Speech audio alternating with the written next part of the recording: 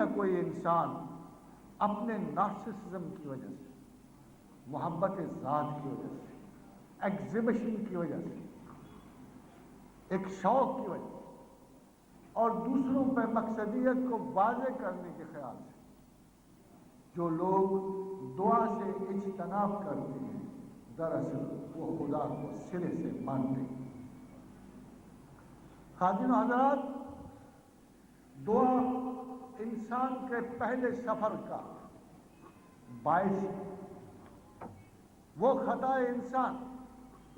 جس کے عوض انسان کو صفحہ کائنات سے معدوم ہو جانا چاہیے، وہ دعا انسان نے وہ مصیبت،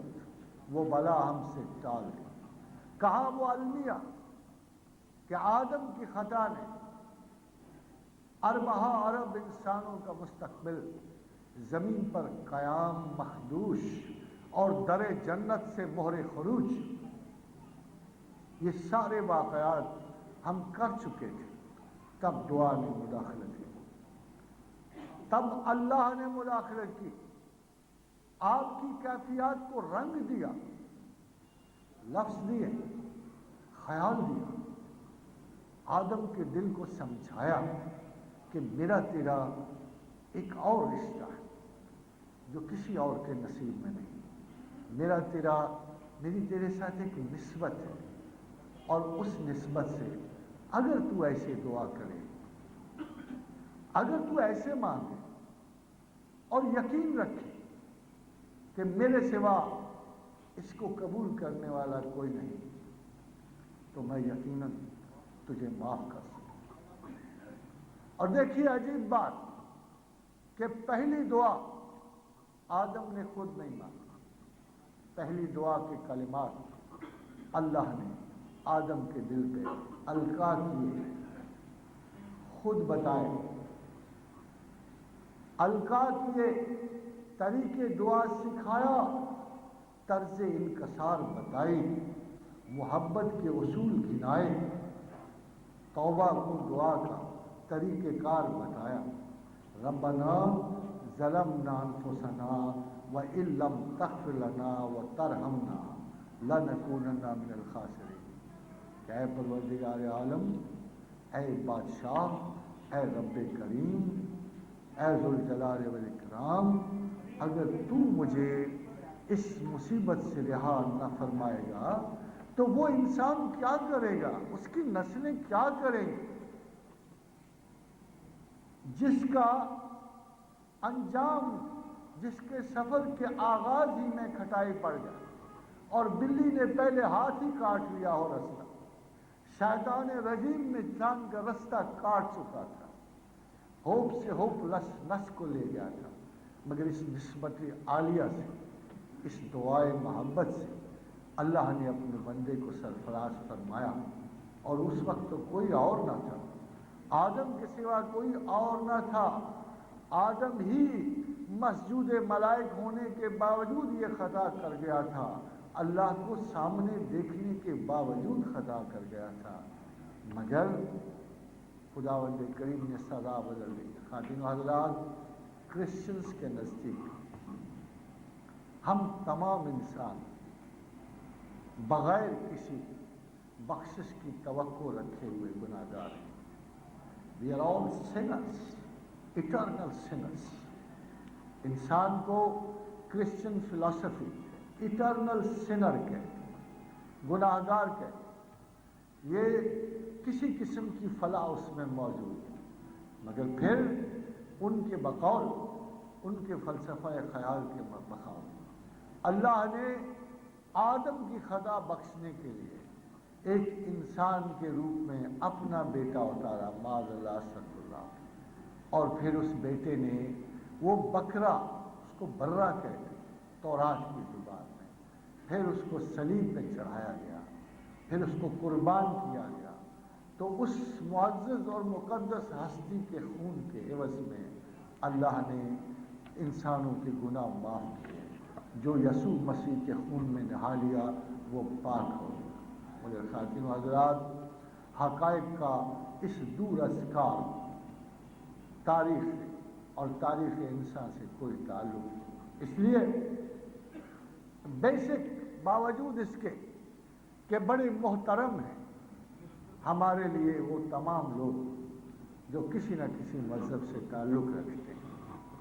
اس لیے کہ پروردگار عالم نے جب ارشاد فرمایا لا اکراہ فی الدین،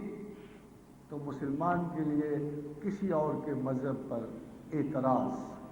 جائز نہیں رہا۔ خداوند کریم نے فرما دیا کہ ہم نے بہت لوگ پیدا کیے، ہم اگر چاہتے تو ایک ہی دین پہ لوگوں کو رکھتے، مگر ہم نے ایسا چاہا نہیں تھا۔ سو آج کوئی عیسائی ہے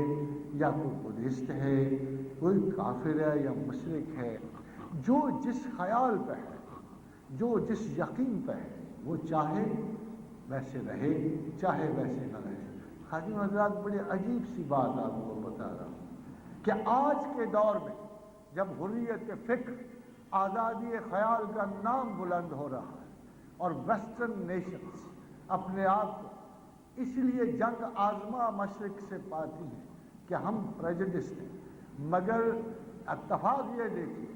کہ دنیا کے بدترین فنڈامنٹلسٹ وہ لوگ نکل رہے ہیں جو آزادی اور حریت پہ بڑا یقین رکھتے ہیں۔ وہ ڈیموکریسی پہ یقین نہ رکھنے والے کو جینے کا حق نہیں دیتے۔ ان کی طرح کی ڈیموکریسی، ان کی طرح کی آزادیاں رکھنے وہ آپ کو حق نہیں دیتے۔ سیکولر آپ کو حق نہیں دیتے، لادین آپ کو اسلام پہ رہنے کا حق نہیں دیتا، ڈیموکریٹ آپ کو مسلمان رہنے کا حق نہیں دیتا۔ یہ لوگ دور حاضر کے اپنے آپ کو حریت کے چیمپئن کہتے ہیں۔ یہ عقل و معرفت کے ناقص ترین اقسام جو زمین پر پیدا ہو گئی ہیں، ادھر اللہ کو دیکھیے، پرانا مذہب، بڑا پرانا، ہزاروں سال پرانا، بڑی مدت ہوئی رسول گزرے تھے، اب ان کی داستانیں رہ گئی، ان کو لوگ اساطیر الاولین کہتے ہیں۔ مگر پروردگار عالم کو دیکھیے، آج سے 1500 برس پہلے کیا قانون بنا رہا ہے؟ لا اکراہ فی الدین، دین پہ کوئی جبر نہیں، جو چاہے اختیار کر، بلکہ دین پہ نہیں، حریت فکر کا یہ عالم ہے کہ اپنے آپ کو مرکز بنا کر، اپنے آپ کو ہر خیال کا موجد سمجھتے ہوئے، اپنے آپ کو مقصد و غایت اولائے زندگی سمجھتے ہوئے، اپنے آپ کو ربوبیت کا مظہر قرار دیتے ہوئے، جس کا چاہے رزق بند کر سکتا ہے، جس کا چاہے کھو سکتا ہے، جس کو چاہے زندگی دے سکتا ہے، جس کی چاہے چھین سکتا ہے، جس کو چاہے مرض دے، جس کو چاہے شفا دے، اور انتہا یہ ہے کہ تم سوچ بھی وما تشاؤون الا ان یشاء اللہ، تم سوچ بھی نہیں سکتے اگر اللہ نہ چاہے۔ اتنی کمپلیٹ کمانڈ، اتنا زبردست کنٹرول کہ ایک پتھر سے، ایک ایسٹیرائڈ سے اس دنیا دوں کو فنا کر سکتا ہے، فضاؤں میں گھومتا ہوا ایک ٹوٹا کسی بڑے سیارے کا زمین پہ ہمیشہ کے لیے سیلاب مرگ لا سکتا ہے۔ ایک سونامی اگر سائز میں بڑا ہو جائے، اتنی بڑی عزت، اتنی بڑی عظمت اور اس قدر آزادی کہ ان ہدینکم السبیل، کہ میں نے تمہیں راستہ دکھایا، عقل دی، چاہے اقرار کرو چاہے انکار کرو۔ یہ کانسیپٹ آف لبرٹی کسی مذہب، کسی بھی حکومت اور کسی بھی خیال میں ایگزسٹ نہیں کرتا، اور مسلمان سے زیادہ کوئی نیچرلی فطرتاً لبریٹر نہیں ہو سکتا۔ کسی اور قوم کے کسی فرد میں نیچرل لبرٹی کا کوئی اتنا بڑا کانسیپٹ نہیں ہے جتنا مسلمانوں کے شعور میں ہے۔ اور جیسے میں نے عرض کیا تھا کہ باوجود اتنے بڑے فلسفہ نجات کے، اللہ کے ہاں ایسا کوئی تصور نہیں ہے نجات کا۔ اللہ کے ہاں تصور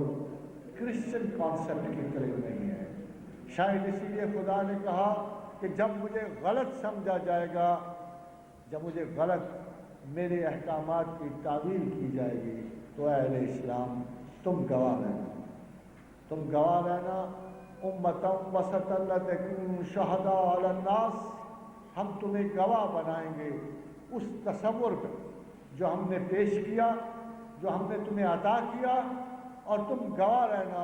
کہ ہم نے کبھی عیسیٰ کو پھانسی نہیں چڑھنے دیا، ہم نے کبھی اس کو مصلوب نہیں ہونے دیا، ہم نے کبھی بھی اس کو قتل نہیں ہونے دیا۔ وما قتلوه وما صلبوه بل رفعہ اللہ علیہ۔ وما قتلوه یقیناً بار بار دہرایا کہ یہ گمان نہ کرنا کہ وہ قتل ہوئے، وہ مصلوب ہوئے۔ ہم یہ سزا بندوں کے ہاتھ سے اپنے پیغمبر کو کبھی نہیں لینے دیتے، اور نہ ہی دی، اور نہ ہی دی۔ یہاں آ کے تصور نجات اور دعا میں بہت بڑا فرق پڑ جاتا ہے۔ اللہ نے انسان کے وجود کو زمین پر سزا کے طور پر نہیں بھیجا۔ قرآن حکیم کا واضح ارشاد ہے کہ جاؤ، خطا تم سے ہوئی، تمہیں معاف کر دیا گیا۔ فَتَلَقَّىٰ آدَمُ مِن رَّبِّهِ كَلِمَاتٍ فَتَابَ عَلَيْهِ، ہم نے القا کی آدم کے سینے پہ توبہ کی کلمات، پھر ہم نے معاف کر دیا۔ جب آدم نے وہ کلمات پکارے، اللہ کو دعا کی، وہ معاف کر دیا گیا، اور اس معافی کے بعد زمین پر اس کا قیام نہ لعنت ہے، نہ بوجھ ہے، نہ ذلت ہے۔ فرمایا مستقر و متاع الہی، جاؤ تھوڑے سے عرصے کے لیے، تمہارا اس میں فائدہ ہے، تمہارا اس میں فائدہ ہے، نقصان نہیں ہے۔ قطع نظر اس تصور کے جو عیسائیت نے پیش کیا ریڈمپشن کا، مسلمان کا تصور یہ ہے کہ زمین وجہ نجات، اس میں ہمارا کچھ فائدہ ہے، ہم نے کچھ اس خطا کے عوض ہم نے کچھ پابندی حالات کرنی ہے، پابندی اوصاف کرنی ہے، پابندی احکامات کرنی ہے، اور اس کے بعد ہماری دوبارہ اسی قدیم گھر کو رجعت، جس کے بارے میں اقبال نے کہا اور ذرا سا طنزاً کہا کہ باغ بہشت سے ہمیں حکم سفر دیا تھا کیوں۔ اقبال نے اللہ سے تھوڑا سا طنزاً کہا، شاعر ہے گستاخی کر سکتے ہیں کہ باغ بہشت سے ہمیں حکم سفر دیا تھا کیوں، کار جہاں دراز ہے اب میرا انتظام کر، اور جلتے ہر شب ہے آسماں پہ چراغ، جانے یزداں ہے منتظر کس کا۔ خاتون حضرات، یہ محبت اور جدائی کا سفر، اللہ کی محبوب ترین مخلوق انسان، بڑے پیار سے اس نے اسے بلایا ہے، اور اسے پھر خلافت عرض بخشی۔ تھوڑی سی جدائی فراق و وصال میں تقسیم ہو جائے، اور کچھ اس لیے بھی ضروری تھا کہ دعا واحد تفریق کرنے والی ہے، کفر و شرک و اسلام۔ حضرات، دعا واحد فرق کرنے والی ہے کفر و شرک اور اسلام میں، اس لیے کہ دعا سوائے اللہ کے کسی سے بھی نہیں مانگی جا سکتی۔ مرکزیت اس میں عطا و بخشش کرنے والے کو اللہ کے سوا کسی اور سے دعا مانگنا قابل مواخذہ اور شرک، حتیٰ کہ اللہ نے اپنے رسول کو ارشاد فرمایا اور مسلمانوں کو کے لیے، اپنی امت کے لیے دعا کرنے کی اجازت فرمائی، اور فرمایا کہ اے پیغمبر صلی اللہ